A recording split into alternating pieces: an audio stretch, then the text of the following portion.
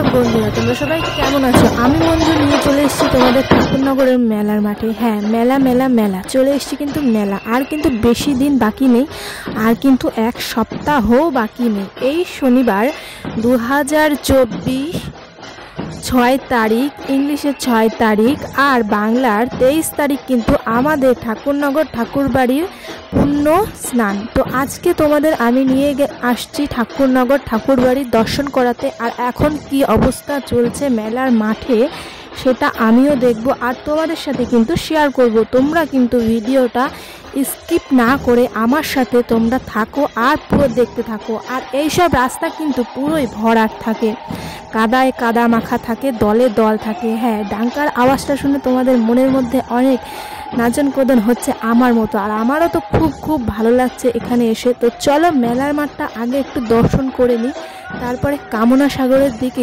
যাওয়া যাক।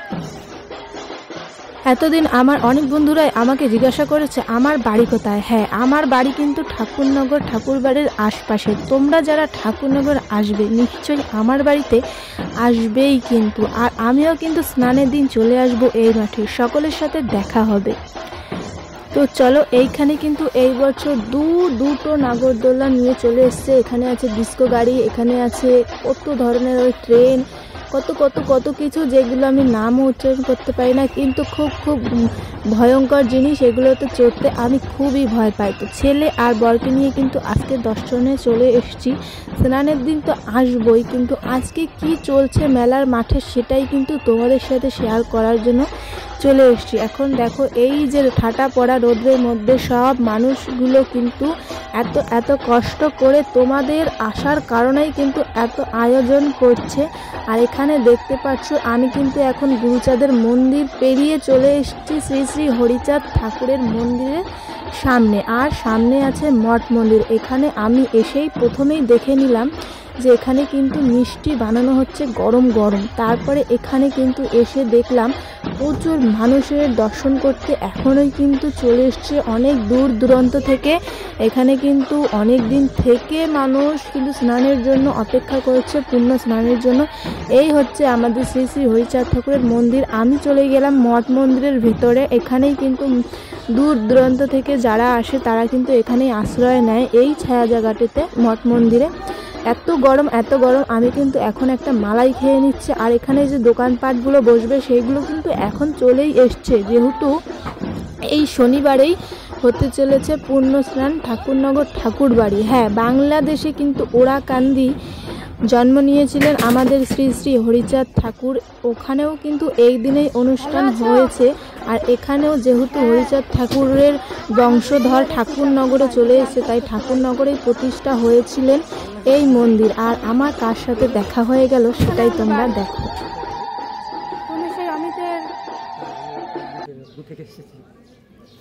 তো চলো আমাদের বাড়ি ঘুরে আসবে। না না, আমাকে আবার বাড়ি ফিরতে হবে। আমি একটু এসেছি, আমি ঘুরে যাই, তাহলে সেলফি তো ভালো আছে। তুমি ভালো আছো? হ্যাঁ, তো দেখো বন্ধুরা কার সাথে দেখা হয়ে গেল। তো অনেক কিছু জানতাম না। তোর নামটা একটু বলো, ভুলে গেছি। হ্যাঁ, আমার নাম হয়েছে বরুণ দাস, সিম্পল লাইফ বরুণ দাস। যাক, দিদির সাথে দেখা হয়ে খুব ভালো লাগলো। আমারও খুব ভালো লাগলো যে প্রথমবার কোনো ইউটিউবারকে দেখলাম সামনে দিয়ে। চলো বাড়ি যেতে বললাম, যাবে না, ঘামিয়েছে আমি একটা। ঠিক আছে, টাটা। এই ইউটিউব ভিডিও করছো তো? হ্যাঁ। যাক, যারা যারা দেখছো হরে কৃষ্ণ, রাধে রাধে। অবশ্যই দিদি চ্যানেলটা সাবস্ক্রাইব করে দেবে আর পাশে থেকো। Tata, bye bye. মেলায় আসবা তো? দেখি কি হয়।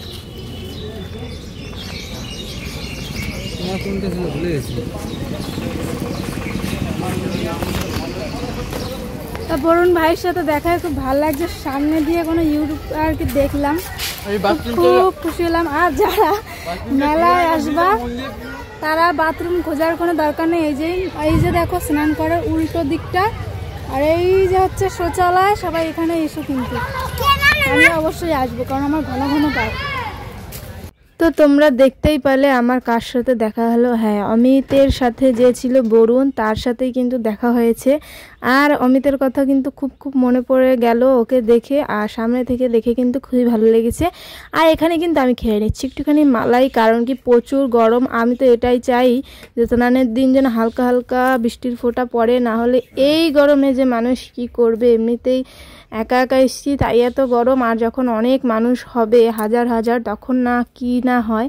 তো এখানে কিন্তু আমার খুব স্নান করতে ইচ্ছে করছিল, এত কড়া রোদ্রে কিন্তু কিছু করার নেই। জামা কাপড় তো আনি নাই, বাড়িটা তো অনেকটাই দূর, আবার অনেকটা দূরও না, তার কারণে। আর তোমরা জলটা দেখতেই পাচ্ছ কি পরিমাণে পরিষ্কার, আর স্নানের দিন তো দেখতেই পাবা যে কি অবস্থাটা না হয়।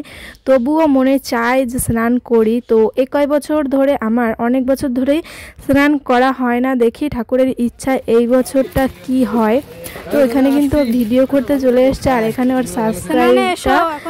সাবস্ক্রাইব দেখিয়ে দিচ্ছে কোথায় কি। চলো ওকে টাটা দিয়ে আমরা চলে যাচ্ছি বাড়ির উদ্দেশ্যে। আর আমার গলাটা ফাঁকা ফাঁকা, তো আমি একজন মথুয়া ভক্ত হয়ে আমি এখনও গলা ফাঁকা আর কি। আমি কিনি কিন্তু খুলে কোথায় যে রাখি কাজের সময়, তারপরে আর খুঁজে পাই না। এবারে আমি টার্গেট নিয়েছি, এইবারে মালাটা আমি পরেই থাকবো। আর এখানে দেখো অনুষ্ঠান যে হবে সেগুলোরও কিন্তু প্যান্ডেলগুলো হয়ে গেছে। তো চলো আমি একখানা মালা কিনে নিই আগে। নিজেই লজ্জিত হই মাঝে মধ্যে যে মতুয়া হয়ে মালা গলায় নিয়ে নি এখনো।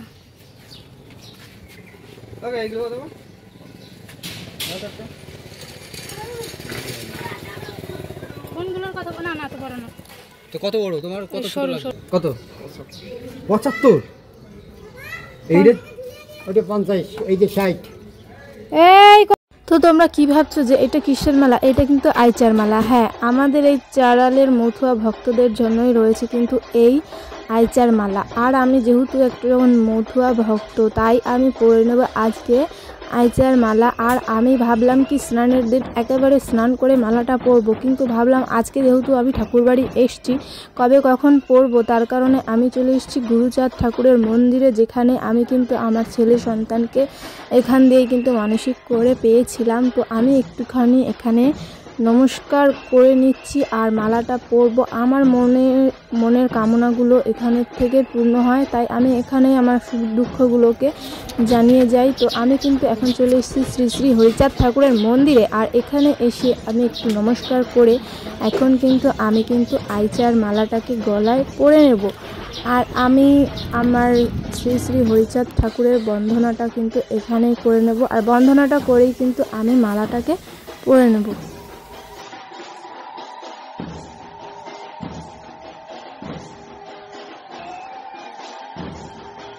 ঠাকুরের মন্দিরে এসে যে নমস্কার করলেই ঠাকুর জানবে সেটা কিন্তু না, আমার ভিডিওর মাধ্যমেই কিন্তু তোমরা প্রণামটা সেরেই নিতে পারো। এখানে আমার ছেলেটাও কিন্তু প্রণাম করে নিল। আর এখানে কিন্তু আজকের ভিডিওটা সমাপ্ত। তোমাদের ভিডিওটা কেমন লেগেছে প্লিজ কমেন্টস করে জানিও। আর শনিবার দিন 6 তারিখে তোমরা কিন্তু চলে এসো ঠাকুরনগর ঠাকুরবাড়ি, সবার নিমন্ত্রণ রইল।